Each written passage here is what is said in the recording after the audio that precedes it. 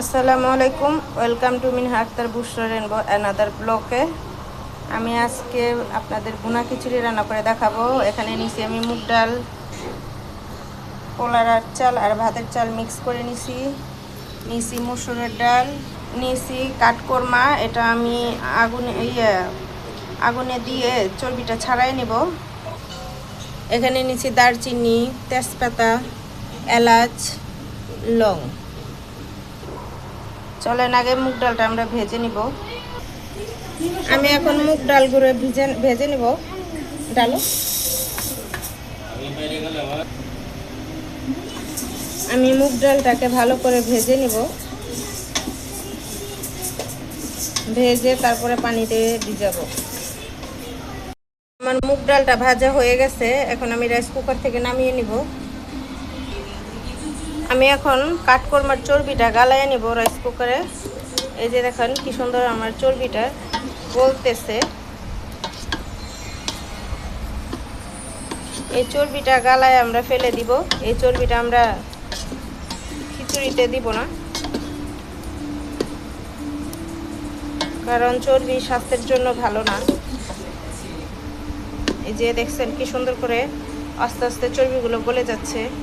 ডাল দিয়ে ভুনা খিচুড়িটা রান্না করার জন্য রাইস কুকারে দিয়ে দিছি সয়াবিন তেল। আপনারা চাইলে যে কোনো তেল দিয়েই রান্না করতে পারেন, সরিষার তেল দিয়েও রান্না করতে পারেন, যে কোনো ব্র্যান্ডের তেল দিয়ে রান্না করতে পারেন। আমি ফ্রেশের সয়াবিন তেল ব্যবহার করছি। আমার তেলটা গরম হয়ে গেছে, এখন আমি দিয়ে দিব পেঁয়াজ কুচি।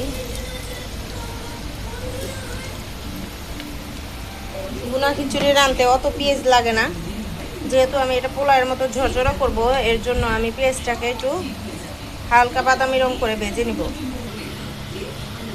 আমি এই যে কাঠকর্মাগুলো ছেঁচে ঝুরি করে নিছি। আলাম ছিল টুকরা, গোস্তের টুকরাগুলো আলাম ছিল, এর জন্য আমি এটাকে ছেঁচে পুঁতা দিয়ে ছেঁচে ঝুরি ঝুরি করে নিছি। এটা দিয়ে আমি আজকে ভুনা খিচুড়ি রান্না করব। আমার পেঁয়াজটা হালকা বাদামি রং হয়ে গেছে, এখন আমি দিয়ে দিব আদা রসুন বাটা। আমি একসাথে বেটে রাখছিলাম, এর জন্য আমি আলাদা আলাদা করে দিলাম না, একসাথে দিতেছি। আদা রসুন বাটা দিয়ে দিলাম। আদা রসুনটাকে একটু তেলে ভেজে নিব।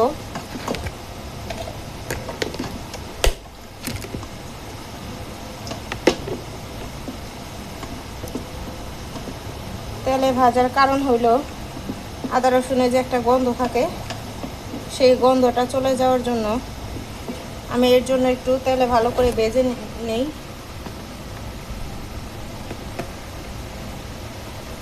দিয়ে দিব হাফ চা চামচ হলুদ মরিচের গুঁড়া।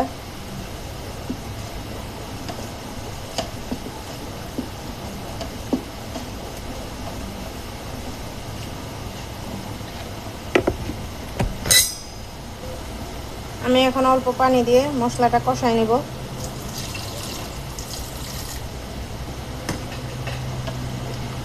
এই যে আমি অল্প পানি দিয়ে দিচ্ছি, এখন আমার মশলাটা কষাবো। ঢাকনা দিয়ে ঢেকে দেই। এই যে আমি মুগ ডালগুলো ধুয়ে ভিজিয়ে রাখছিলাম, এখন ভেজে পানি দিয়ে ভিজিয়ে রাখছিলাম, এখন আমি এটা ধুয়ে পরিষ্কার করে নিয়েছি, দিয়ে দিব। মুগ ডালটাকে আগে একটু কষায় নেব মশলার সাথে, এর জন্য আলাদা করে দিতেছি।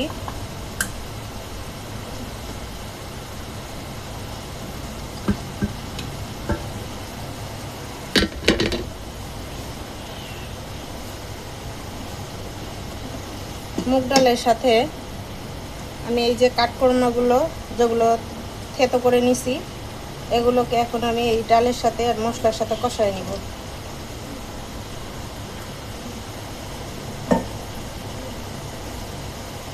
সাথে দিয়ে দিব কাঁচামরিচ কতগুলো।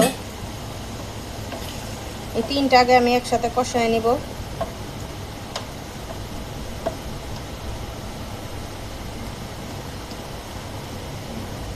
ঢাকনা দিয়ে ঢেকে দিব।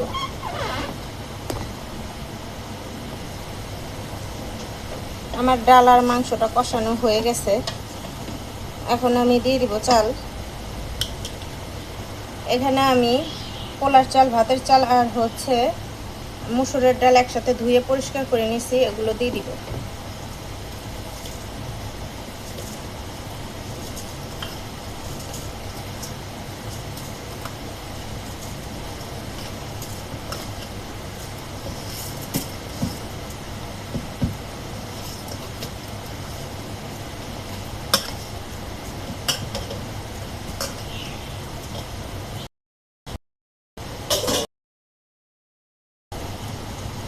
এগুলোকে আমি একটু মিশায় একটু ভেজে নিব চালটাকে।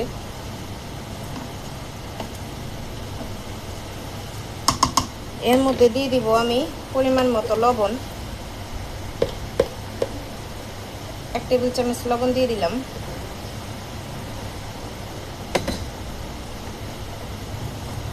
লবণটা আমরা একবারে দিব না, লবণটা চেখে দেখে তারপরে দিব।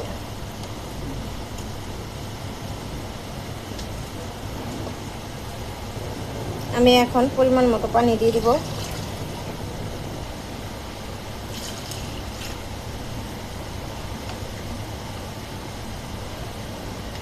আমি এখন পরিমাণ মতো পানি দিয়ে দিলাম,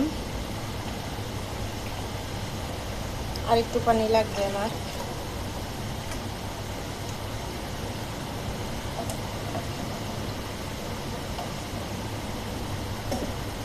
আমি এখন ঢাকনা দিয়ে ঢেকে দিব। আমার ভুনা খিচুড়ির পানিটা শুকায় আসছে, আমি এখন একবারে দমে দিয়ে দিব, আর নাড়াচাড়া দিব না।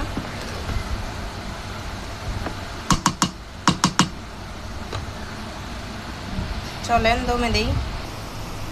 এই যে আমার ঝরঝরা ভুনা খিচুড়িটা হয়ে গেছে, আমি রাইস কুকার থেকে নামিয়ে নিছি। আপনাদের ভিডিওটা দেখে যদি ভালো লাগে তাহলে লাইক, কমেন্ট, শেয়ার করবেন, আমার চ্যানেলটা সাবস্ক্রাইব করবেন, আমার পাশে থাকবেন। আসসালামু আলাইকুম, আল্লাহ হাফেজ।